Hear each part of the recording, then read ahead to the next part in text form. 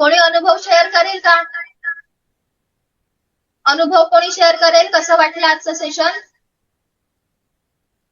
बोला. नमस्ते मॅडम. हा बोला. अति उत्कृष्ट झालं.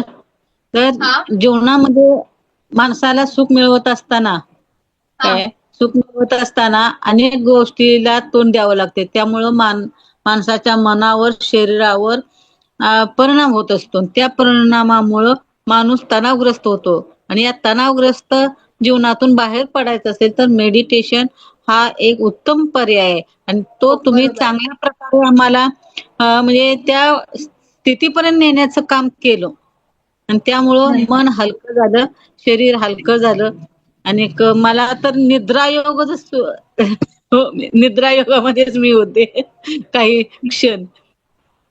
थँक्यू. पुन्हा भेटू. धन्यवाद. थँक्यू. मॅम मला काहीतरी सांगायचंय. हा बोला. तुम्ही आजचं जे सेशन आहे ना, अति उत्तम, अति छान आणि अति सुंदरपणे एक्सप्लेन केलं.